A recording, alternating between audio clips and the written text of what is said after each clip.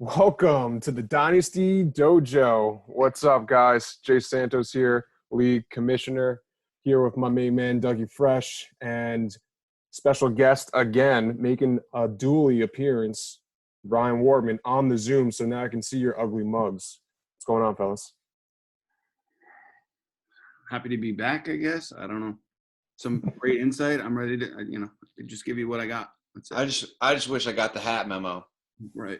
Just wanted to get it. I mean, thought we were all friends. We're not, clearly. So I had it first. Jay's grant my style pretty good. I'm respecting the shield, boys. Brian and me did have our own separate group chat, by the way. Yeah. So we want to set up a post-draft Zoom webinar. This is not going to be edited. This is just going to be straight off the boat. Where we're going to just go over exactly what's going on with these players, how we feel about these players and their landing spots, and how they're going to impact our fantasy teams. And so when it comes to the rundown, we're going to go over a little bit of the off-season recap between what we had in our first show till now, what the first-round rookie order looks like, just because there was a good amount of shakeups. We don't need to do the first round, dude. Nobody cool picks in the first round anyway. And we'll get into that one with you. Then we'll go over rookie QBs, tight ends, just because we can combine the tight ends with the QBs because there's not much to talk about there. Rookie running backs and rookie wide receivers, that's where the meat of the podcast will be. And then our favorite landing spots and then worst landing spots. So we'll get into the off-season recap, which we had a good amount of trades. So I kicked off our off-season trades between me and Tommy. I traded Tommy, Mark Andrews, and my number 9 first-round pick. And I got Tommy's first-round pick, which ends up being the number 5 pick. It's a bludgeoning. You think it's a bludgeoning? Yeah, we should have banded together with the Clobans and made this happen. Vetoed this. Yeah. All right, so before we get into should have gotten the veto train absolutely just fucking rolling down the tracks. So please digress. I want to hear this. Just running people over with the fucking veto train. No, I think any trade that I'm involved in, doesn't matter if it's even or not. Straight. I guess the question is, what did Tommy have at tight end? Absolutely nothing. Yeah, I mean, I guess it's fine. It's just like now that you see the rookie crop, like 5 and 9 are drastically different. Yep. 5's a valuable pick here. 5 is valuable. But let's be honest, though. No, it's a fair Tommy's still going to get a solid player at number 9. Yeah, he is. Lamar Jackson. We're going to go over this loaded free rookie class in just a bit. But if you don't think he's going to get a good player at number 9, then you're just a little butthurt that you don't have a first round pick. Yeah, that's probably true. I just think at 9 you might not get a player with a defined role. It's possible how the draft falls. I mean, if Timmy does take a quarterback, that could throw a monkey wrench in some of the picks. We'll see if he does it or not. Timmy is known to be a monkey wrench.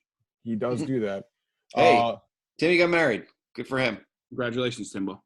Congrats, Timbo. We would have been in Mexico right now. Yeah, no. Imagine a fucking podcast in the palm trees. Look out. With a couple margaritas. Hey now. And then the other trade that happened maybe about like an hour after mine went through, Doug and Timmy had a trade where Doug traded Austin Eckler and his 3rd round pick, the number 28 overall, to Timmy for Tony Pollard and Timmy's 2nd round pick, which is the 11th overall pick, and also Timmy's 3rd round pick, which is the number 21 overall. Anybody want to add their 2 cents in this? I don't hear any traction for the veto train there. Right, but it was in a group chat where they were discussing like, hey, let's get the veto train going on James. Right. Oh yeah, obviously. Also. And Doug was like, yo, I'm gonna need the trade. It's like the 5th time I tried to move Eckler. Finally fucking snuffed him out. Well, once Timmy threw out one of your boys, Tony Pollard, Yeah, I was hooked. You soiled yourself. I was hooked. Zeke gets hurt, Tony's That's the guy. I mean, and look, He's gotta be the guy. I need guys. But come on, I mean, like, you don't think you're going to get like a good player at number 11? Yeah, I mean, don't get me wrong. I think my next pick is 17. So like, I needed to move up those 6 spots, but I'd rather be at 8, obviously. Okay. And then the other trade that just went through after the first round of the NFL draft, Brian and Timmy. Brian swapped his 2 first-round picks, which was number 6 and number 8, to Timmy for the number 1 overall pick. We kind of talked about this a couple days ago. Brian's obviously going for his boy CEH for number 1 overall pick. It's a play-to-win move, in my opinion. It is. I mean, it's play to win. It's a go big or go home move. Yep. I don't hate it. And yeah, and Timmy gets potential depth, so I think it's good both sides. I think it's a fair trade. Right. My thought process as that trade went through after the first night in the draft, and I saw CEH go, and I said they want that boy. So now he gets Clyde Edward gets a 5th-year option, so he's going to be there for a little bit. 6 and 8. Look at you with contract analysis here. I like that. I did not know that. I didn't know that first round meant something underneath this cap. Yeah, did not know that. So Timmy, 6 and 8's pretty valuable. I mean, you can get a lot of good stuff there. So Timmy, it was good. I didn't really after Timmy accepted it. I was like, yeah, would like 6 and 8, but yeah, it's like would you rather have CEH or Swift and CeeDee Lamb? No. Swift and CeeDee Lamb. I don't know that Swift's getting to 6 or 8, but nonetheless, neither is CeeDee Lamb. So I kind of knew if I wasn't in the top 5 picks, I wasn't gonna but I think you did fine, Brian. I made a move. I did see an update though where the GM said that Damien's going to start. I mean, he can't say Damien's not going to start. So he says Damien is going to start and they're going to split carries. But I don't think that's going to last long. I mean, Damian Williams has been super useful to them, but you also can't forget that dude's a journeyman. I mean, he was in Miami for 4 years. So like he's not electric. He's got to be 30. He's actually always been behind good running backs. I believe when he was at Oklahoma, he might have been behind Joe Mixon. He was at Oklahoma? Yeah, he went to Oklahoma. Isn't he kind of old? That's what I thought. He's like 20. He might have played behind DeMarco Murray. He did. I think it's last year he did. His first year, Murray's last year. Yeah, no, I'm pretty sure he's always been behind. And who was in Miami when he was there? It was Jay Ajayi, Kenyon Drake, and those were guys that were given the rock even before that. him. There had to have been guys. That wasn't still like Ronnie Brown, was it? No. Ronnie Brown was like doing the Wildcat in 2008. That's fair. All right, so let's move on. Ronnie Brown from Auburn. Yeah. All right, so let's go over the first round since we're talking about a couple picks. So Brian's got the number 1 overall pick. Scotty's I'm gonna leave. I'm gonna leave for this slide. Yeah, because I don't see Doug's name anywhere. Shauno's number 3. The Beaties have 4. I have 5. Timbo has 6 and 8, and sandwiched in between there is Nick at 7.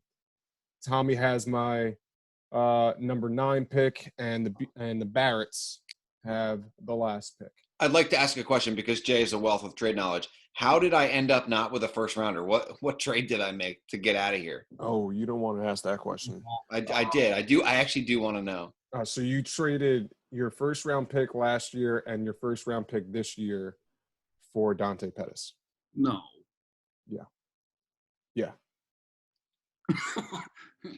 It's worse when you actually hear it like live. Yeah. That like 2 seconds of silence. But there was something that tells you how bad it was. Right. But it was also my first rounder last year, right? I think like it was something. It wasn't. No, you gave up your second round pick. So should I leave the league? Should I retire? Sounds like Jay needs to get some side group chats going on. Dude, where was the fucking veto train on that thing? Like, you guys are brutal. Oh, we're brutal because we don't veto? No, when I said you guys, I'm saying like the league at large. I didn't expect Brian or the commissioner to veto this trade, but like, where is everybody? Like, I need some help. So it was Dante Pettis and a second. And it was Nick's second round pick because you had Nick's second round pick. I think So- this is wrong. I don't think I traded 2 first rounders You for did- Dante Pettis. No, it Doug, was the first Doug, round you, last year. no, Doug, you did trade 2 first round picks. Can I take it back? Tommy got to take it back. We're gonna move on. I need Jay to dig into the files there. Yeah, I need to see some screenshots. Oh, here we go again, just like the whole Rob Gronkowski thing. Illusion, dude. Yeah, Oh, I mean, if you here can find a here we Gronkowski go again. screenshot. Let's first talk about that. Where you guys automatically thought I pulled off something sketchy. Yet how was he on my ESPN roster if there was nothing that was done to the roster? Nobody understands why there's 2 websites, dude. You're not going to win this argument. Nobody understands. But Doug, I did win the argument. I literally showed you when I picked him up. It was the last day of the league. Why'd you pick him up in week 16? Why'd you pick him up on ESPN? Because we were still in the playoffs at that point. I think people were unclear. Look at the date, Doug. But I don't understand why we're still operating in ESPN. We're not. I needed to look at the rosters to see exactly if they aligned properly on Sleeper. Yeah, And that's why there was 4 guys that I needed to take off of the teams. Jay with the salesman jargon. I'm going to start picking dudes up on CBSSports.com, sending you screenshots. Yeah, I grabbed Yeah, good one. yeah, some guy. That I could only think of guys that were already on my team. You had me until you had no one to say. So anyway, all right. So let's go on to rookie QBs and rookie tight ends. This is going to be really quick, especially when it comes to the tight ends. But when it comes to the QBs, Joe Burrow obviously went number 1 to Cincinnati. Tua went to Miami. Justin Herbert went to the Chargers. Jordan Love was a questionable pick at best. When it comes to Green Bay, Jalen Hurts to Philadelphia. Eason went to Indy. I believe that was the 5th round. And then Fromm went to Buffalo. Any of you guys want to go into the quarterbacks first? I'll jump in. I still think Tua is – listen, Joe Burrow was fantastic. Greatest college football season of all time. Awesome he goes to the hometown team. Cincinnati is Cincinnati. I don't think they're any good. I still think Tua might be the best talent in the class. I think Miami did a lot in the draft around him. So I like his prospects. Never liked Herbert at all, not once. No idea on Love. Hurts, I hated the pick at first, then I heard some justification. Could make sense. I don't know. I know, Jay, you like him as a player. I think I probably like him as a player. If you look at his college career, kind of just a winner. 2 different systems. Was a runner in Alabama. All of a sudden, he goes to Oklahoma, can air it out, whatever. Eason, that's probably a good landing spot, I think. Is Jacoby Brissett any good? Is he even still there? I have no idea, but that dude could get a shot. And then that's probably a bad landing spot. That's my take. I was like in the 6th round though, or something, right? Yeah, it was like the 6th round. Brian, you want to go?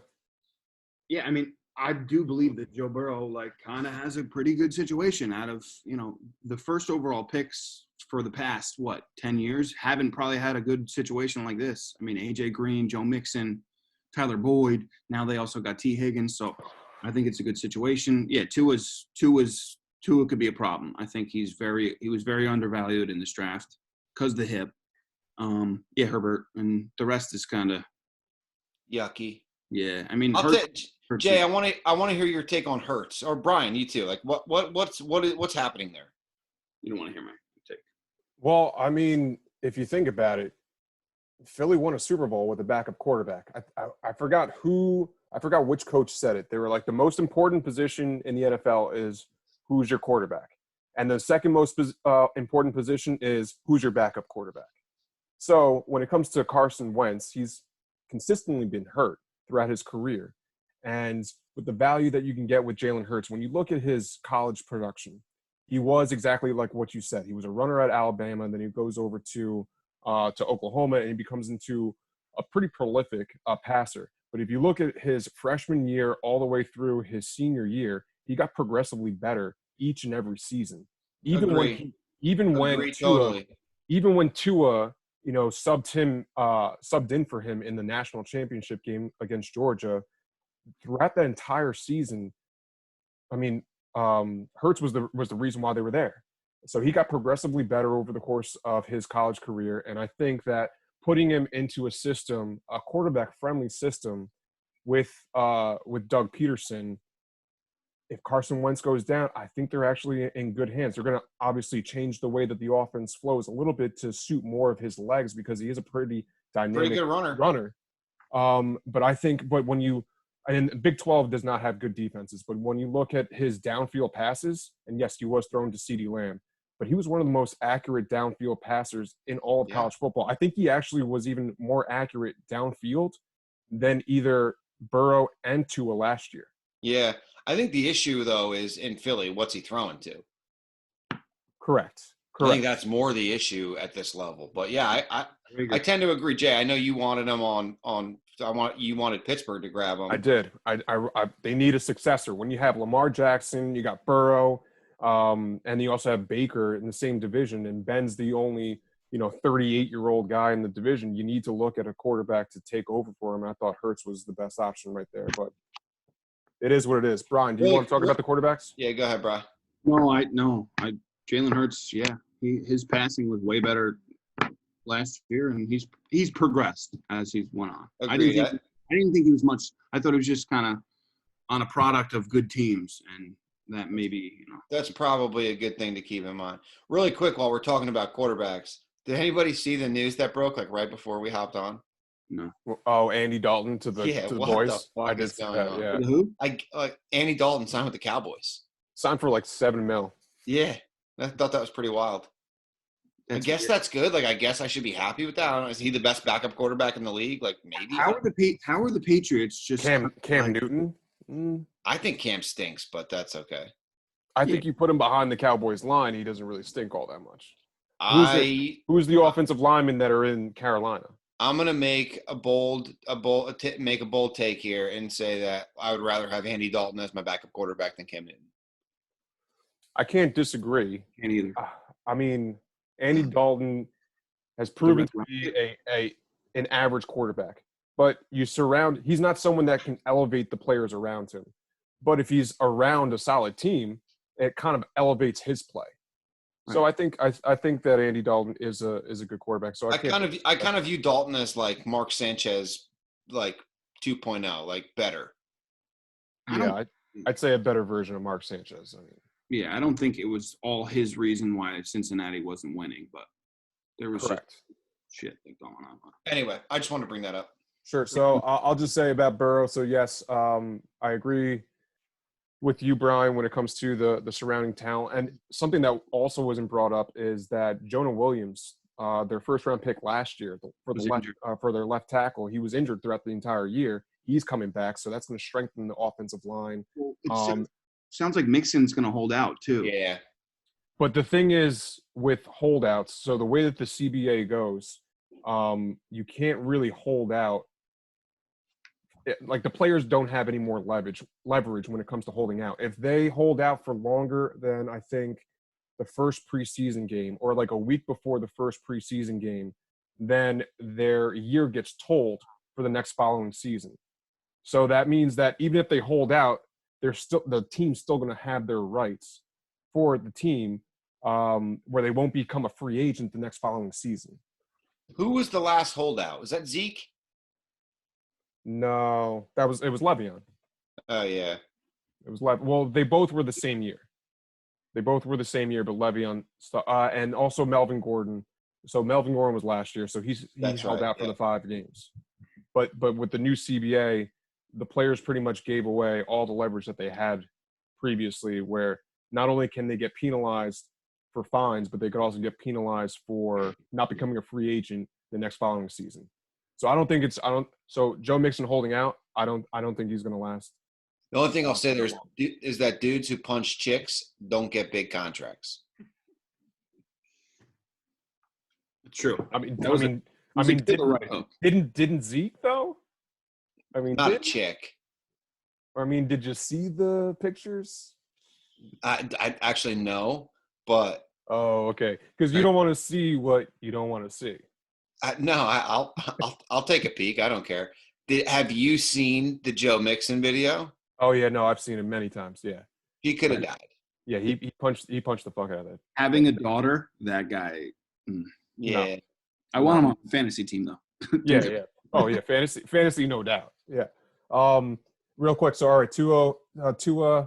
I think that's a great landing spot. I agree with you, Doug. I think he could be the best quarterback in the draft, or actually turn out to be the best quarterback in the draft. He could be like a Drew Brees sort of quarterback, and especially with the Dolphins also beefing up their offensive line throughout the draft as well. Great. I think they've got 2 or 3 linemen within their first 6 picks. So I think they're making the right moves in order to beef up that team. Herbert, not a huge fan. I mean, who knows? I mean, Yeah, watch us all be wrong. Yeah, how long does it take till he's like? Is Tyrod gonna start 6 games and then? It's gonna be the same thing that happened in Cleveland, where Tyrod starts like 4 or 5 games, and all of a sudden Herbert goes in because Tyrod's only getting about 4 first downs a game. Right. And all 4 of those first downs will be with his legs, not his arm. Love that. The Packers had an awful draft altogether. Eason. So to answer your question, Doug, so they do have Jacoby, but both Jacoby and also Phillip Rivers are on 1-year deals. So I forgot they got Rivers. Yeah, that's my bad. So if either of those guys don't really perform all too well this year, Eason could be in a good situation next year, especially with some of the talent that they added to that team. And the offensive line is arguably one of the best offensive lines in the NFL. And then Fromm, I wasn't a big fan of him before the draft, and that is an awful landing spot. And then when it comes to the tight ends, Kmet goes to Chicago, and now they have 11 tight ends on the roster. Great job, Chicago. Trotman ended up being, I think, New Orleans' last pick in the top 6 rounds. Yeah, I think the 6th round. I think they have a 7th round pick, but he was their last pick in the 3rd round, and they didn't have anything else until the 7th round. So they're putting a lot of eggs in that basket. Asiasi, he was a 3rd round pick by New England, I believe. I'm not a big. I don't even know who that guy is. He's athletic. That's what we'll say. And when it comes to Randy Moss's son, he actually didn't get drafted, but he got picked up as an undrafted free agent by the Washington Redskins. So, I'll start off with this one just because I hate this tight end class. Kmet going to Chicago. Yeah, it could be an opportunity just because Jimmy Graham's at the top of the depth chart, but there's so many guys, and I don't really think he's all that great of a talent. And plus, when you have, Mitch Trubisky, possibly Nick Foles throwing you the football, are really going to do all that great. Trotman, I have no idea about him. I don't know anything about Trotman or Asiasi.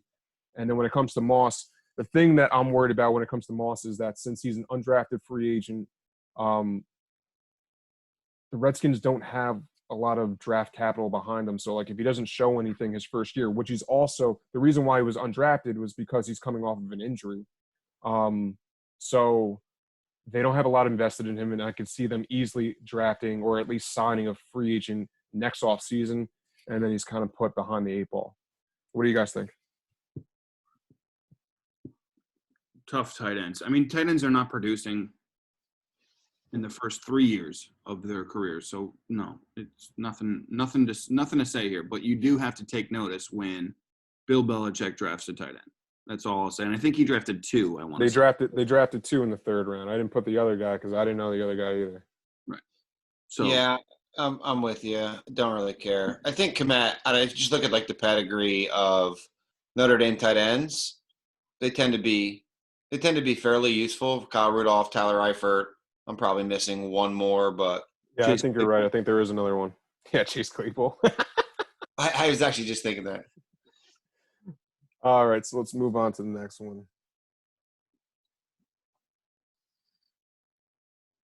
All right, so now we're getting to the meat and potatoes of this draft class. We'll start off with the rookie running backs.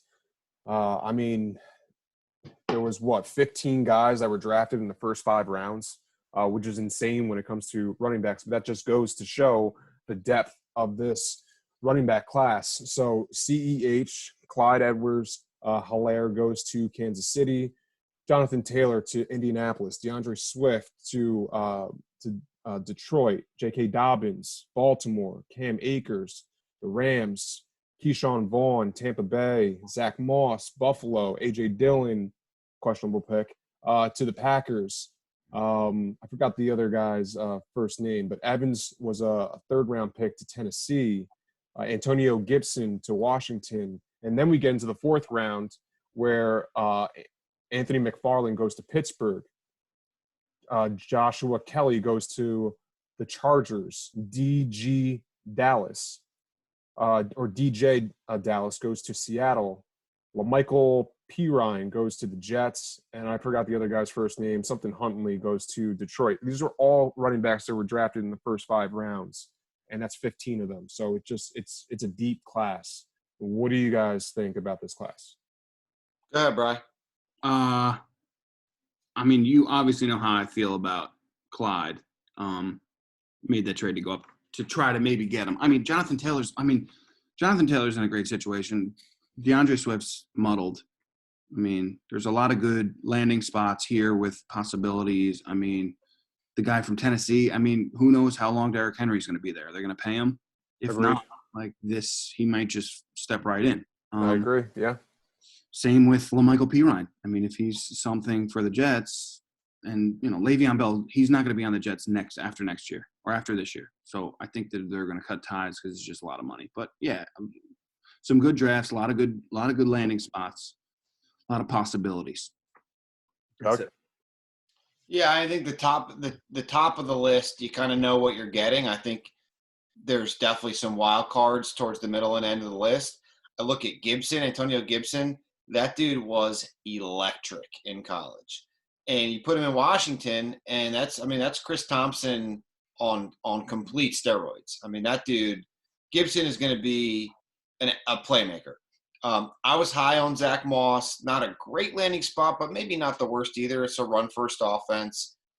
And then McFarland, I think that's Booger's kid, isn't it? Is it? I think that's Booger's son. And he's also very good, strong runner, like straight line speed, kind of a bruiser if I'm not mistaken. So yeah, I think, listen, these are the guys in the middle of the list are the ones I'm probably looking at in the 2nd round. So these are guys I have my eye on. Cam Akers, great spot. Dobbins, great spot. Taylor, great spot. Edwards-Helaire, great spot. There should be some really good production here, fantasy wise. And I think that the biggest question is who can pick right in the middle of that tier.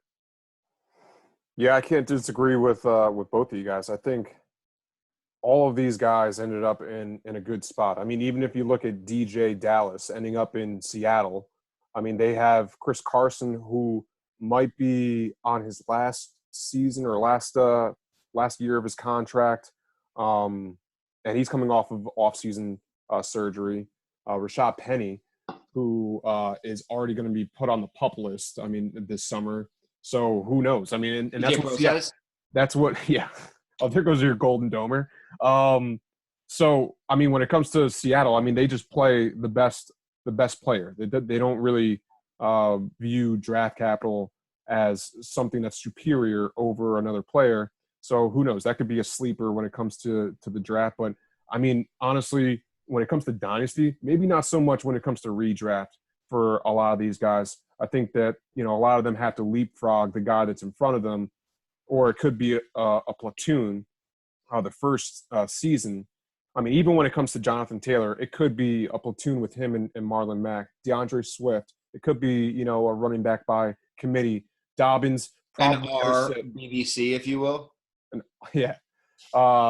J.K. Dobbins, he might not show his potential until next year after the Ravens can get out of Mark Ingram's contract.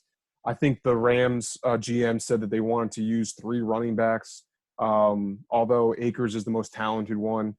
And, I mean, you go through this list. I think all of them, like I said, I think they all landed in potentially great dynasty landing spots where they may not be producing stud numbers their first year right out of the gate. But I think that they could step in maybe mid-season and be one of your top backs on your roster, and then potentially next year definitely be a potential top running back on your roster. So, I mean, I'm a huge fan of this running back class, and this is something that doesn't really happen where they all end up in spots where they could potentially turn into something really, really good in years to come. In the first 2 years. Yeah. All right. Moving on.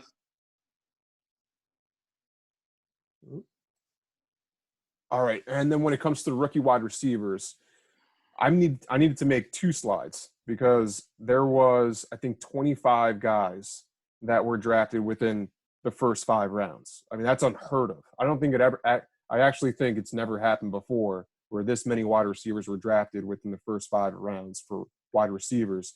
And we'll start off real quick. So CD goes to Dallas, Judy, Denver, Jalen Reagor, Philly, Jefferson, the Vikings, Ruggs, who was actually the first wide receiver drafted, goes to Oakland, Denzel Mims, the Jets, T. Higgins, Cincy, Pittman, Indy, Ayuk, San Francisco, Chenault, Jacksonville, Brian Edwards, Oakland, Chase Claypool, Pitt, KJ Hamler, Denver, I think it's Vontae Jefferson.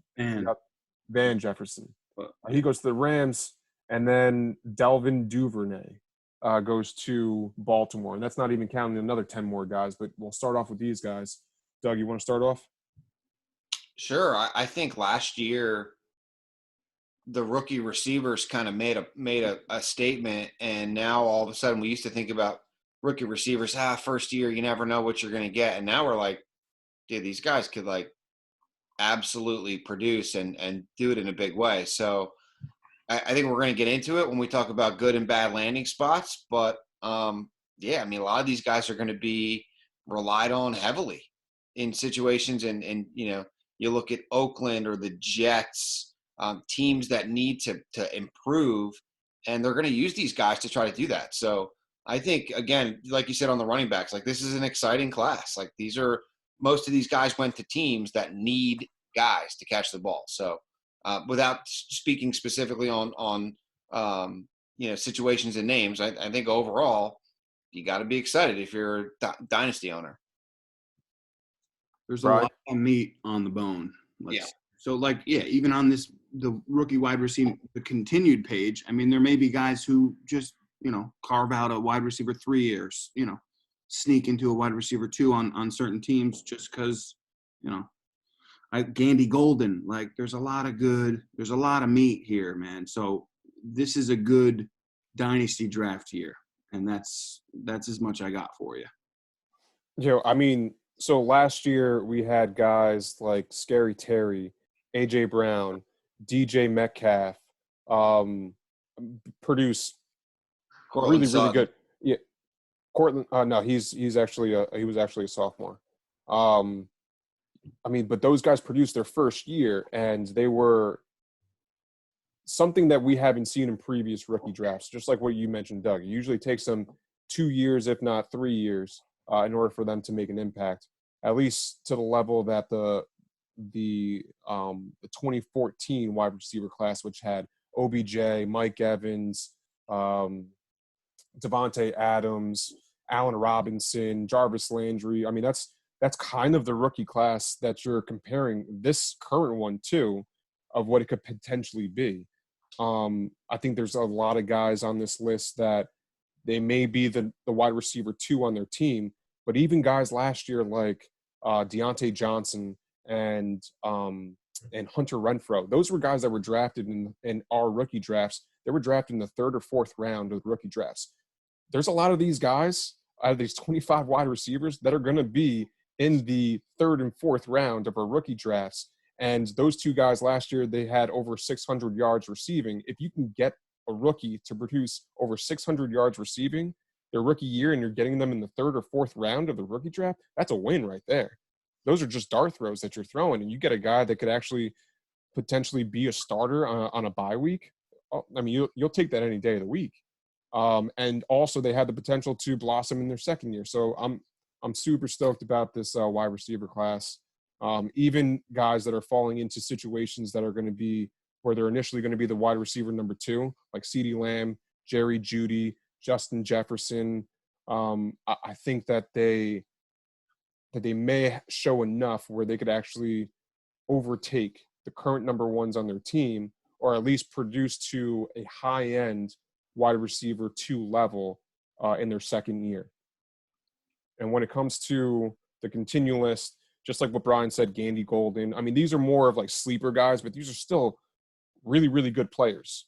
Tyler Johnson, Quintez Cephas to Detroit, Davis to Buffalo, Hightower to Philly, Mooney to Chicago, Colin Johnson out of Texas goes to Jacksonville, Isaiah Hodgins, Buffalo, Joe Reed, Chargers, Coulter, Houston. I mean, these are guys that were drafted in the 3rd to 4th or even 5th round that potentially could have a fantasy impact throughout their rookie contracts.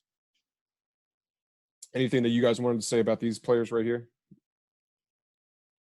I'll just jump in. Tyler Johnson was like one of my favorite guys coming out, and I think, as we'll get into, bad landing spot.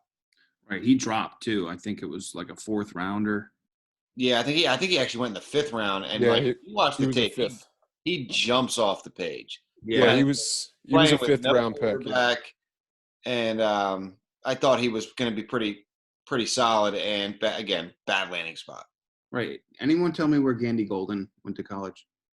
Yes. 2 or 1A? Yeah, it was. Louisiana Tech. No. That might be right. I was going to say like Old Dominion, but that's wrong. I think it's like the same school that Kenneth Dixon went to. Yeah, I'm gonna do it. I got it. I'm getting it. Okay. I could be way off. I'm just thinking of the helmet. You're off, I think.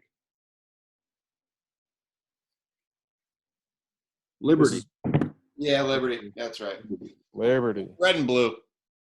Red and blue. That's what got me. All right. So speaking of landing spots, we'll go into our favorite landing spots. I'll start this off. I put down Jonathan Taylor. I mean, I kind of figured that we were all going to say that CEH ended up in the most dreamy of dream spots, going to Kansas City and also being tied to Patrick Mahomes for at least their rookie contract. So I thought that was kind of a given. But when it comes to Jonathan Taylor, like I said before, I mean, the Colts have one of the top offensive lines in the NFL. So, and yes, they do have Marlon Mack, but Marlon Mack was I think it was a 4th or 5th round pick when he came out. There's not a lot of draft capital behind him. He's entering the last year of his contract. They're not going to re-sign him. They actually traded up in order to get Jonathan Taylor, and Jonathan Taylor has one of the most productive college careers. You got about 1 million totes, though. That's a problem. A lot of carrots. He did. So there's pros and cons to that. So the pros is he had all of that, but he never got hurt. So it shows that he does. It shows that he does have a lot of durability. I mean, you want to see durability out of players. Would you have rather a guy not get a lot of touches but still be injury prone, or a guy get a lot of touches and not get injured? I'd rather a guy not get a lot of touches and not be injury prone. Yeah. Well, that wasn't any option. AKA, I'd rather Edwards-Helaire. Correct. I mean, out of the two, he ended up in the more favorable spot. But I think Jonathan Taylor is the better overall running back. I think what CEH adds, the element that he adds is as a dynamic pass catcher. But I think when it comes to being a goal line back, when it comes to being a better overall running back runner, I think Jonathan Taylor has him beat. And I think being behind that offensive line, doesn't matter who the quarterback is. When it comes to Indianapolis, they're going to be a run-first offensive team for the foreseeable future. And I really don't think that they would have traded up in the top end of the second round if they didn't think that they were going to use him immediately. And then my second guy that I have is Jalen Reagor he was the Eagles' first-round pick. I know Brian said on the last podcast that he wasn't a big fan of this player just because, he's smaller. He's fast, but he's smaller, and some, guys haven't really turned out to be all too great when it comes to that size and stature. But, a lot of the top-end wide receivers right now end up being sort of that stature. I mean, Adam Thielen really isn't all that big. Stephon Diggs, Antonio Brown, Scary Terry. Reed. I think Tariq, Emmanuel Sanders. I mean, there's a lot of guys that have been out there that I think that aren't really a physical freak that are still extremely, extremely productive players, because I think the NFL is moving towards not necessarily the big guys like the Brandon Marshalls of wide receivers. I think they're moving more so towards the wide receivers that are, hey, can I get separation? Can I be a great route runner where I'm going to be wide open for my quarterback to throw me a ball? And they'll obviously complete that if they're not Mitch Trubisky. But I think that's where the NFL is moving, and I think Jalen Reagor actually showed that in college, where he can perform the short, intermediate, and also deep routes. He just ended up being on a shitty offensive team. His quarterback was terrible. I think he had like the least catchable passes thrown to his direction out of all the top wide receivers. So I think he's going to be someone important in that Philadelphia offense, especially with the top two wide receivers of Alshon Jeffrey and also Deshaun Jackson being injury prone throughout their career. He can easily step into the number one wide receiver in year one. What do you guys think of those two guys? Love Jonathan Taylor. I love that offensive line. I love that team. I love the core. I love the GM. I love the coach. I'm a big Indy fan. I think that they have some things working. They had a great draft. I mean, right. So, yeah, I like Clyde Edwards-Helaire, but don't get me wrong, Jonathan Taylor's right behind him in that pick. Yeah, Reagor, yes. Reagor's also – he's pretty stout. So I think he can be a good slot guy. I know that Deshaun Watson's going to be Jackson. I'm sorry. He's still there. I don't know really where he fits. I know they need receivers. So I don't know. Philly just doesn't really do it with the wide receivers for me. But yeah, call me old school. I like tall and fast wide receivers. That's fair. Doug? Yeah, I'll just agree. Jonathan Taylor, special player. Worry about the carries. You say he's not been injured, but running backs get injured. So he hasn't been injured yet. Probably will get injured at some point. So That's true. My counter would be any running back can get hurt. There are guys who just don't get hurt, though. I mean, like that's like an attribute. There's not many. There's not a lot. I mean, there's no longer like the guys like Barry. Like if you look at like the guys like Barry Sanders, Jerome Bettis, these guys used to get like 300 plus touches every single year, and they never really got hurt. And those guys don't really exist anymore. No, in the modern day, those guys don't exist. 225 touches, like that's what they're trying to be like their max.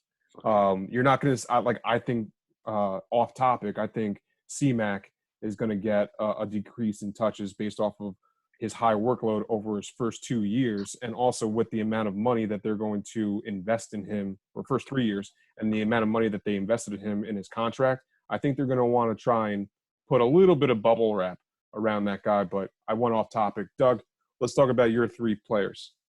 Sure, J.K. Dobbins going to Baltimore. I thought he was right up there with Taylor and Edwards-Helaire in terms of the best running backs in the class. Goes to Baltimore, run first offense, downhill offense. That's what this dude is. This dude runs downhill, strong. First tackler's not going to bring him down. I think it's an ideal landing spot. And if I'm Wortman, that's the dude I'm considering with Edwards-Helaire. It's not necessarily Taylor. It's probably Dobbins. Ingram, another guy. He's been pretty reliable, but he's not getting any younger. There's no way that Dobbins doesn't carve himself out a nice role in that offense. Denzel Mims was one of the guys when I was looking at the receivers, didn't really like the player. But you go to the Jets, they lose Robbie Anderson. I don't even know what else they have, to be honest with you. Who was a Nunwa? Like that was that guy a guy? I don't even know. Jamison Crowder. Jameson. Crowder, sure, slot guy. So Josh Doxson. yeah, boy? I know all about that guy. It's getting grosser and grosser. Yeah. So I It's think Mims can step right into a role where there's a quarterback with an adequate arm, with a team that's, a lot of times going to be playing from behind. I think it's a good landing spot. And then Claypool, I put in here a little bit to dig at Jay, but again, watch this guy play a lot. I think it's a good landing spot as long as obviously Ben Roethlisberger is playing quarterback, because Ben extends the play. Now he's not getting any younger. He's not getting any smaller. Big Ben looks massive, like cheeseburger central Ben Roethlisberger. But if he can stand back there and extend the play, Claypool, I'm telling you right now, is a football player. He's going to find soft spots in the coverage. He can catch the jump ball, great hands, great body control. I'm telling you, if this dude gets a chance to play opposite of Juju, you're going to like what you see. I don't care what you say. He's not fast enough. He's going to be a tight end. I'm telling you right now, this dude can play football. Bang. All right, so I'll pick up off of that. So when it comes to JK, yeah, I mean, I said it before. I think he could carve a role when it comes to year one. He had a more productive final season than I think Jonathan Taylor and also Clyde Edwards-Helaire had last year in college. So I mean, I definitely can see that happening. And Ingram's not going to be on Baltimore last year. They can get out of his contract and only have, I think, around like $1.5 million worth in dead cap money. So that can easily be a situation where J.K. Dobbins, takes over that role this year and potentially be one of the top end dynasty running backs next year. Denzel Mims, I mean, like it's kind of like a cheap comp. I think he's very similar to Josh Gordon, except without the scissor and the weed that he used to have in the off season. But I think he's just or in the talented. locker room before a game, but neither here nor there. Right, or also on the sideline too. Or a Green Beckham, you know what I mean? Like he could kind of not be that good too. He could be. Yeah, he's got a high ceiling, but also he's got a low floor as well. I don't think it's maybe as low as Dorial Green Beckham, but I think he does land in a really, really good landing spot because he already shoots up the board to be the number one target in that offense. And when it comes to Chase Claypool, hey man, like I want to be wrong about him more than anyone.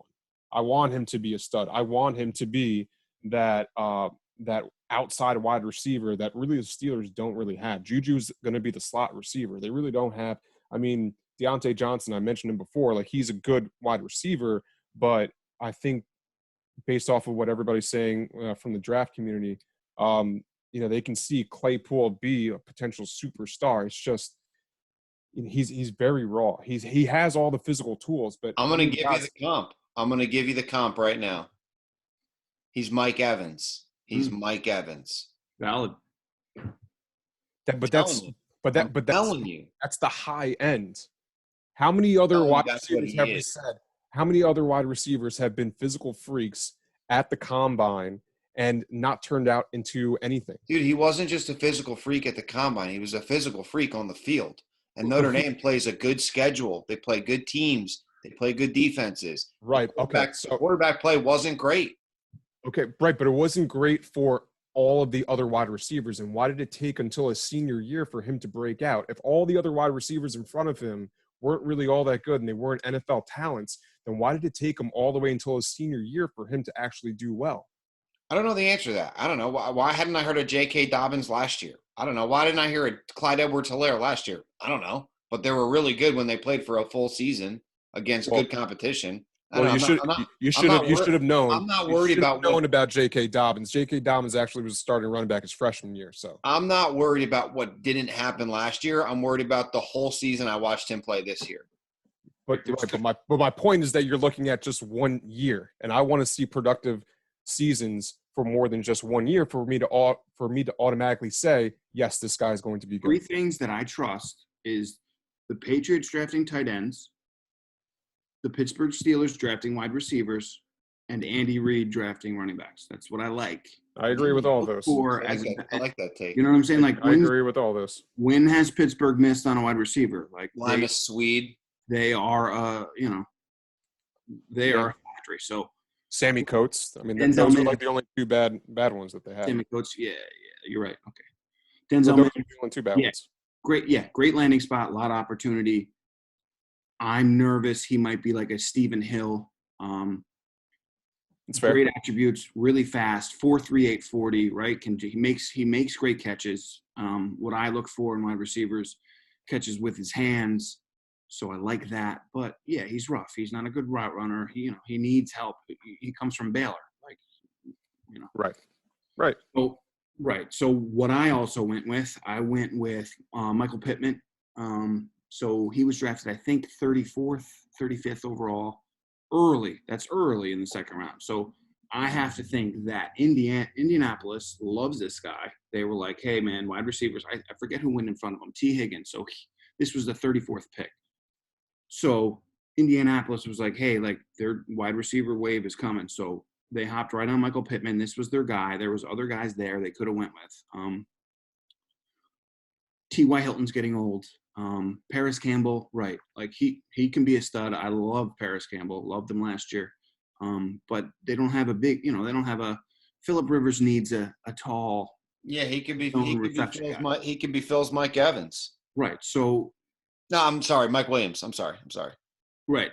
Yeah. I mean, Mike Williams, we're kind of waiting for him to blossom too, so it's not really the greatest comp, but yeah, I mean, Pittman's he's a player, 6'4", 220, like he's what an old-fashioned guy looks for, you know what I'm saying? So Sure. in a great situation, I love that team overall. So I don't know where he drops. He may go in the second round. I mean, I don't know. This dynasty draft is going to get wild. It is. Also, Keyshawn Vaughn, Tampa Bay. Like Ronald Jones isn't the guy. Who's the coach there? Bruce Arians loves somebody who can pass block. So Rojo can't do that. So he's not going to be on the fucking field. So there's nothing but opportunity in Tampa Bay, especially with Tommy there. This team's going to be weird. Like they could be a 10-6 team. Like This is good analysis. I love the pass blocking analysis. Right. I mean that's what I heard. He can pass block and he can do what Rojo can. I mean, he's not as versatile and can catch out of the backfield as him, Rojo. I wanted Rojo to be the guy, but yeah, he's not. So, it's a good situation. He has opportunity to overtake. They want somebody to come take Rojo's job. You know what I'm saying? Yeah. So I like that. I agree with both your takes in regards to both those guys. Yeah, Michael Pittman steps into a position where he could produce right away, especially with T.Y. He always gets hurt, or at least the last few years he's always gotten hurt, and I think he's going to be 31 next season. So part of that is because I wanted Pittman to go to the Jets. Yeah, no, I completely agree. And then Keyshawn Vaughn, you're right. Bruce Arians actually did say before the draft he wants a guy that can not only catch out of the backfield but also pass block, and so that was kind of a dig over to Rojo. And then after the draft, they touted Keyshawn Vaughn, saying that he could be a 3-down guy. And so in that offense, he definitely has a lot of opportunity. So and he kind of got overshadowed in this running back class because he wasn't the most talented. He wasn't like a J.K. Dobbins. He wasn't like a DeAndre Swift or Jonathan Taylor or Cam Akers. But he's just a solid overall running back. He's a jack of all trades kind of guy who does everything good, nothing really great. But if that's the guy that Bruce Arians wants to tie himself to, then, I mean, that's all that matters is if the coaching staff wants to play you. That's how you get volume. He made the biggest jump from pre-draft. Let's say he was the 12th. I don't know if that's accurate, but if he was the 12th running back, now he's up to 5 or 6. You know what I mean? He made a significant jump due to this draft. Good situation. I agree, Doug. I'll give you the last word on this. Sure. I'm not going to pretend to know much about Vaughn. Probably good situation, I would agree. Pittman was a guy, I watched the tape, didn't love it, but then I thought back and I watched him play for USC against Notre Dame, and I remember thinking, like, Jesus, this dude is sick. Like physical, catches in traffic. Like this dude could be really good. So I actually initially had him on my bad landing spots list, but I've been swayed by the analysis, and I'm coming around to maybe this is the dude that Indy needs. That's it. All right, so we'll move into our last topic, worst landing spots.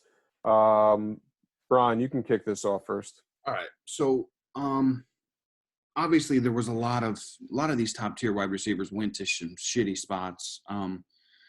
I was always a Jerry Jeudy guy this whole past college season. I was like, yo, this guy's a problem. Agreed. Great route runner. He just catches the ball. He's just what you need. The problem with Denver is, I mean, Denver had a great draft. So they're putting pieces around, the quarterback? Drew Lock. Drew Lock, yeah. So Missouri. Tiger. Right. My problem is I don't trust him. I don't know. He had 2 good games. I don't even know. Right. If Drew Lock's the guy, then Jerry Jeudy's Cortland Sutton. It may be another Demaryius Thomas and Emmanuel Sanders situation. So the possibilities there. For what Jerry Jeudy could have provided somewhere else is so much drastic. I also have Zach Moss. I just felt I had him other places where he was going to have more opportunity and kind of be the guy. Now he's in Buffalo. It's a run-first offense, like Doug said. But I think they like Singletary. I think he's going to get a lot of the first, second down work, or just a majority of the work middle of the field.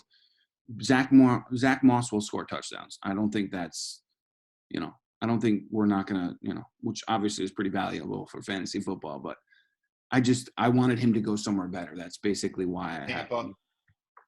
Yeah. Tampa or the Rams or pretty much any other landing spot where he had a shot to be the number 1 running back. I think he's going to be a better version, maybe not a better version, but maybe produce more touchdowns than Frank Gore did last year. Frank Gore wasn't really all that great fantasy-wise, but he was a thorn in Devin Singletary's ass when it came to his fantasy production. With all the hype around Devin Singletary coming into this year, to then have Buffalo draft Zach Moss in, I believe it was the 3rd round. Third pick. It kind of deflated a lot of that.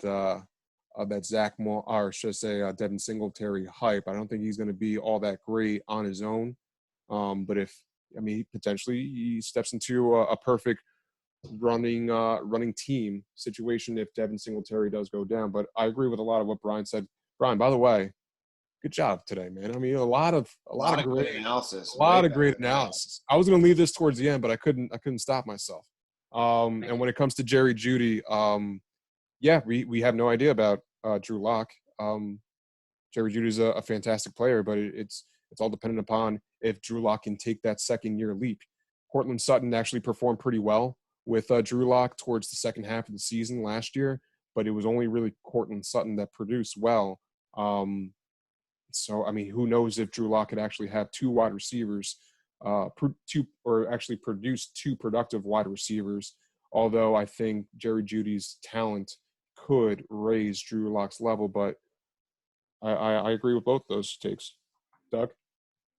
Yeah, Jeudy I had on my list. Not only is Sutton there, not only is the tight end Noah Fant there, they drafted a wide receiver directly after Jeudy and KJ Hamler, another speedster. I just think there's not enough to go around for Jerry Jeudy. Like Brian, I agree. I thought this dude was the class of the field when it came to the wide receivers. So maybe that shines through. Maybe he's better than Cortland Sutton, but I think it's a big ask. And then Moss again. He's almost like untouchable now. Like, is it Singletary? Is it Moss? You don't know. It's tough.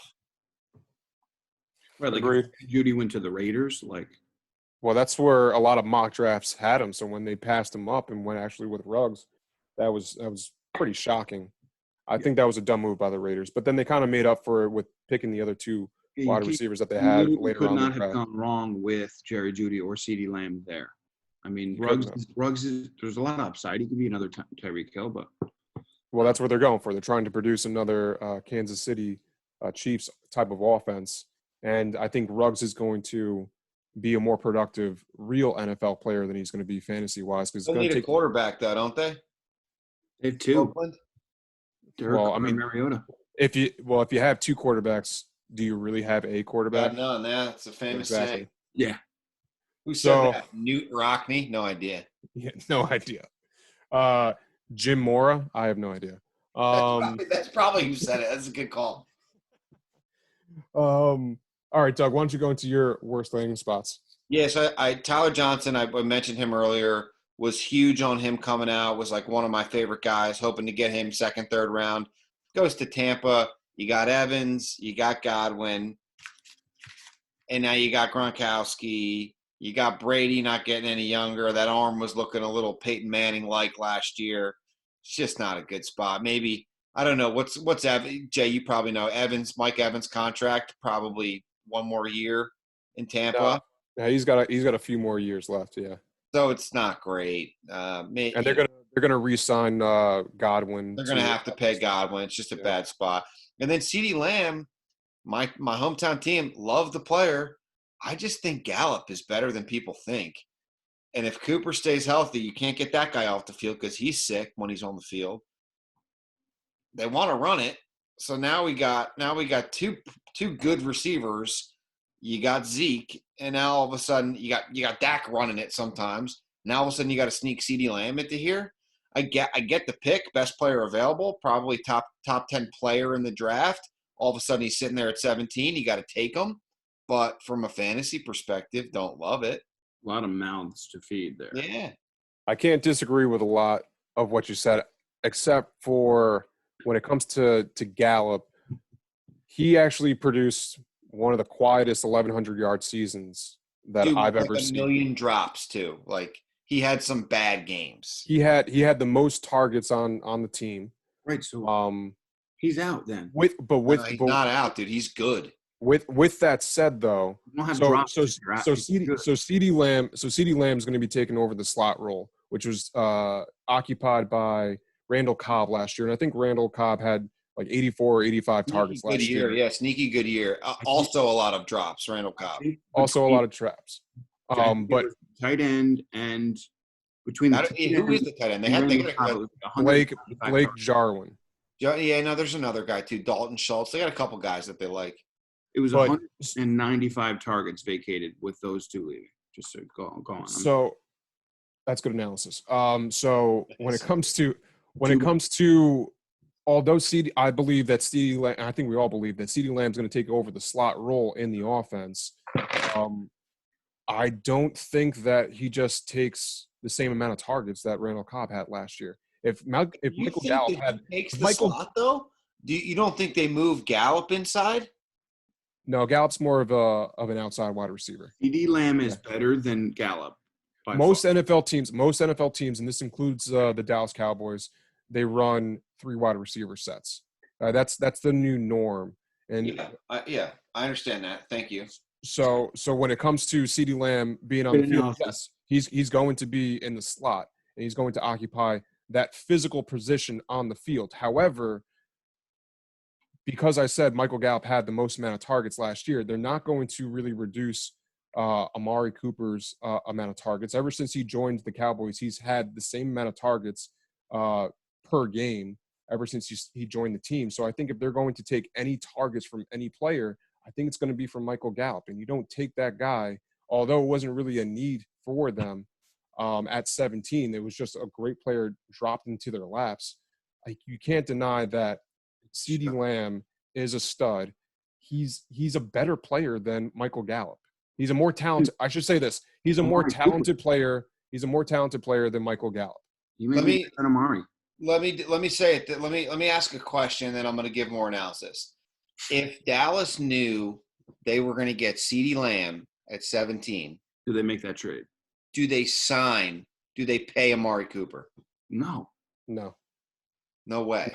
No chance. No way.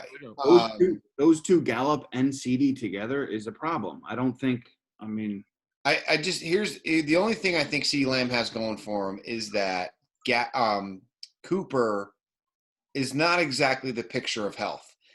He didn't miss he maybe missed a game last year, but like that dude's been nagged by injuries. he gets cunty. He gets And even cunty. when he plays like 20 snaps of the 70, of the 60, whatever it is.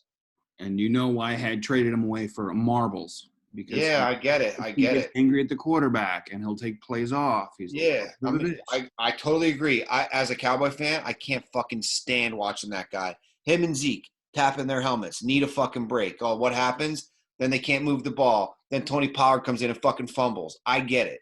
These two guys, Zeke and Amari, like, fuck you. We pay you so much money. Stay on the fucking field. Right. With that said, Amari Cooper's still been a top 10 wide receiver the past 2 years. Yeah, I get it. Jay will not get over that trade for the rest of his entire life. But he also, Cooper has like he has like 2 and 3 touchdown games, and then he goes 1 for 10. Right, so, you got to start him. Right, so you got to start him. Right, he's not the prototypical number 1 wide receiver for an offense. I agree with that. But he's still going to get 120 targets a year, whether he's hurt or not. Exactly. If he's on the field, which the trajectory would show that he's not going to be. Right. Hot take is that CeeDee Lamb is the next Michael Thomas. Just putting it out there. Would love that. Yeah, listen, Dougie. I think this is nothing but a blessing to have him on your team. I mean, I think it'll shake itself out in the next 2 years. I think. Yeah, I agree. I think I'm also just higher on Gallup. Like, I think he's good. Like, I think he runs good routes. He makes tough catches. I don't know. I like Mike Gallup. I like Mike Gallup too. I just think with CD there, you already have a more talented wide receiver, and usually the more talented wide receivers, they get the more looks. I think Gallup goes to the slot. It's potential. I want any wide receiver tied to the Dallas Cowboys. That's what I want. Not when there's 3. Not when there's 3 and you don't know who's who. I still want them. Yeah, it's fair. I don't care. All right, Jay, your guys. So I have DeAndre Swift, who went to Detroit, and we were talking about this before. It's not because I don't think that it's a terrible landing spot. I think DeAndre Swift could be the number 1 running back on that team right out of the gates. But with that said, that just might mean that it's a 60-40 split or a 55-45 split with Kerryon Johnson. And when you look at the top 5 running backs, out of the Cam Akers, Clyde Edwards-Helaire, J.K. Dobbins, DeAndre Swift, and I'm forgetting somebody else. But out of those top 5 guys, he ended up in the worst landing spot. I think he's going to be the number 1 running back on the team. And the offense is one of the more productive offenses in the league. When we have seen Kerryon Johnson get touches, he's been productive, but he's been hurt as well. So he does have some pros on his side. But if Kerryon's going to get less touches, who knows? He might be more he might be healthier for the course of a regular season. So I don't think it's a terrible landing spot, but it's not a great landing spot, especially when it's out of the top 5 running backs. So when it comes to all the tight ends, I think all the tight ends blow. So I took an easy route and said all the tight ends had horrible landing spots. He took a knee. Yeah. What do you guys think? Go ahead, Brian. Yeah, I mean, like, DeAndre Swift, right. So he was the 1-1. I mean, in all the mock drafts that I've ever seen, he was the 1-1. Just, he's a great player. I think that he'll beat out Kerryon Johnson. I just think production, it may take a year to figure out, like, all right, Kerryon's kind of soft and he's good, but he gets hurt. So you got Swift. Yeah, I think he's going to win the role. It just may take a little longer than all the other top 4. Yeah, and all the tight ends suck. So that's about it. Poor Detroit fans. That's a tough move. So I'm going to disagree with Jay, and I think it's a pretty good spot for Swift. as much as I don't like to admit that, because I was, as many of you know, a big carry-on guy. It didn't really pan out. Yeah, he got hurt, but even before that, he was averaging under 4 yards a carry, I'm pretty sure. They were trying to pound it with him. It wasn't working. If you look back at Detroit over the years, that running back position has almost never been productive because they haven't really had guys. You look at like the production used to come from Theo Riddick. He used to get, 6 carries for 10 yards, but he'd also get 6 or 7 or 8 grabs. So you look at the end of last year after Kerryon got hurt, Bo Scarborough comes in. He's got he plays 4 games, 3 of them are 100-yard games. What does that tell you about Kerryon Johnson? It tells you he's probably not that fucking good, which sucks for me as a guy who absolutely hitched himself to that wagon. But then for DeAndre Swift coming in, more talent. It's not a great land. It's not a Jonathan Taylor or a Dobbins or an Edwards-Helaire landing spot. But if he's as good as we think he is, or as the experts thought he is, then maybe it's a good landing spot. I think the thing working against him is that Detroit's still going to suck, still can't play defense, going to have to throw it. That's what works. Pieces on the offensive line. Yeah, that's what works against him. I don't think it's a competition between him and Kerryon. I think he's probably got the job. Yeah, like I said, I don't think it's a terrible landing spot. I just think out of all the other landing spots, he ended up in the worst one. That's fair. Yeah, I could easily see him. I guess in a roundabout way, I just kind of I summarized your point. Pretty much, and actually, you provide another pro for why Kerryon ended up in a good spot is because, or should I say, DeAndre ended up in a good spot is because he's actually one of the better pass catching backs out of this class. He's a better one than Kerryon. So if they are playing from behind, he's going to be the third down back on that team. So he's going to catch passes. But you have him as a bad landing spot. So now I win again. Matt, I only have him as a bad one based off of exactly what I said and what you said about landing spots with all the other running backs. right.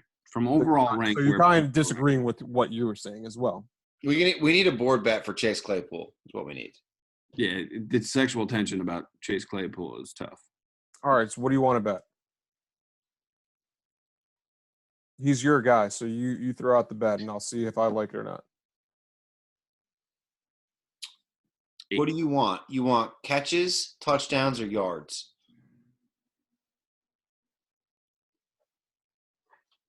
If you're giving me the options, I'll go catches. Yikes. You shouldn't have given him the option. 49.5. This year? 45.5. Or should I say 54.5? 54.5. I was like, Yeah. Wait a minute. 49.5. This is for two sales guys. I'm saying Jay just reverse negotiated himself. yeah, exactly. I blacked out. wait, 54.5. 49.5. 54.5. 52.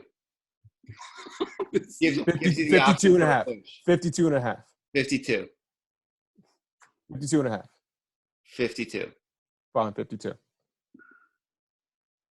On the board. We got another one on the board. I might have to get another whiteboard. Start putting them on the board. I do like Chase Claypool, but I'm gonna go under. We do have to talk about a bad beat that I took in board bets at the draft. I was literally just about to bring that up. I bet Jay that the Chargers wouldn't take a running back in the first 4 rounds, and then they traded their second and third round picks, so they didn't have a pick in the second and third round. They drafted Herbert. Did they have one more pick in the first, Jay? Yeah, they traded up in the first round with the Patriots and got Murray, the linebacker out of Oklahoma. Okay, so they got a quarterback and a running back, or a quarterback and a linebacker. Didn't have a second and third rounder, so I'm like, nice, one more shot. No chance. There's no running backs left for them to take. I texted you. I was like, oh, you won that bet. Yeah, there's not even a guy left. And then boom, 4th round. Obviously, scrolls across the screen, running back, some dude you never heard of. Yeah. Fucking brutal. Absolute bad beat. Bad beat. I mean, you are going to win the Zach Moss bet. We have him as a over under touchdowns of 4.5. So Yikes. you're looking good in that situation. So Yeah. it was a good draft for me, but also a good draft for you in regards to our draft board bets, I believe. And then we also have some other ones as well that I should bring up. So I have the Bucks making the playoffs. Brian and Doug, you guys don't have them making the playoffs. I have the Bucks wide receiver tandem over the Saints wide receiver tandem, and that includes Jameis Emmanuel going Sanders. there. Jameis going to the Saints, and if Drew Brees gets hurt, like Michael Thomas is still a fucking hero. Yep. So like Yeah. that was great.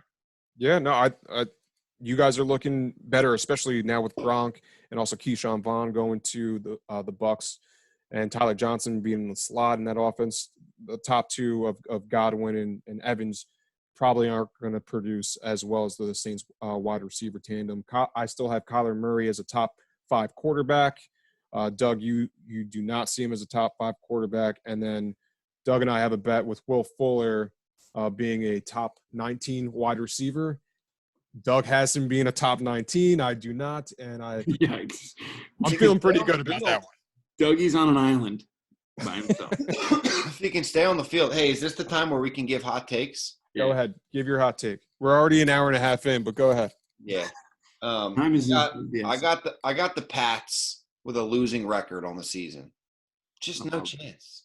Hey man, like listen, I'm a Jets fan, but like Dolphins had a good draft. The Bills had a good draft. Like it's not. But the Jet, I can. That's 7 and 9 at best. I think us three had a great draft. I'm happy with the draft that I had, but I can say an argument can be made that the Jets had the best draft out of all those teams. To be honest, yeah, you got your left tackle of the future. You got your number 1 wide receiver of the future. Hopefully, those guys turn out to be something. I mean, Miami had like 58 picks, though. Miami had a good draft. Yeah, they had a good. Well, it's hard to not have a good draft when you have their draft 14 picks. Yeah. So that was my first take was the Pats losing record. Denver, wild card team, sneaky wild card team. Oakland probably still stinks. Chargers stink. Denver, wild card team.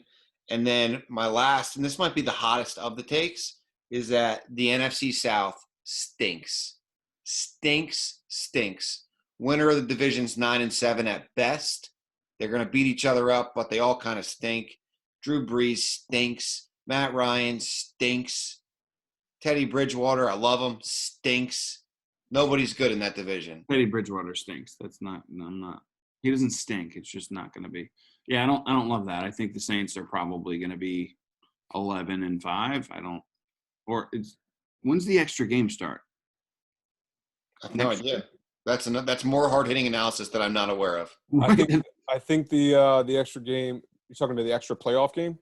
No, they're adding a regular season game, right? But that's next year, I think. No. Yeah, that's next year. But they're adding a 7th team to each conference in the playoffs. That's starting this season. Okay. So 3 wild cards? No, you're still going to have – so you're only going to have one team – actually, it might be. You're only going to have one team that has a bye week. So 3 wild cards. 3 wild cards, then 2 – yeah, exactly. Saints will again lose a heartbreaker before the game to go to the Super Bowl. It's just going to happen. I love the Saints. That's what they do. Brian, you have anything else? No, I mean, what I would like to ask is, Doug, who is going to be the next Philip Lindsay, the next Patrick Mahomes? Who's going to be that guy that you don't want to discuss that you're going to discuss tonight? This would because there's this would not be the forum to tell you. I'll throw it out there. I love Antonio Gibson. Love him. That much. I heard you. I mean, but he's not Lindsay. He's not in the category of Lindsay. Like Gibson's second or third round pick. Gandy Golden got a lot of hype. I loved Tyler Johnson. Loved him coming out, watching the tape, but bad spot. So I don't know. It's going to take. I'm gonna have to dig deeper into the film vault exactly and find my guy. A lot of grinding that needs to happen. Yeah. I'll just say I think you're right about him being a physical freak, but I mean he had under 40 touches last year. Gibson? Yeah. Yeah, and he had like 15 touchdowns. Like Tony McFarland. Go look He was used. No. Hey, man, like I said, he's a physical freak. He's great, but he only had 40 touches last year. Go look at what Tyreek Hill did in college. Tyreek Hill got kicked out of college. Same concept. Not really. Limited touches. All right, I think we could wrap it up right there. We're an hour and 45 minutes probably, and we'll be back at it again to go over some more off-season trades that'll probably happen, because I know Doug's trying to do his worst. He's giving out free blowjobs to get into the first round. Yeah, would love to. Yeah, anybody who's listening to this, if anybody's made it this far, which is no one, would love your pick. The next podcast topic is going to be interior defensive linemen, so make sure to tune in.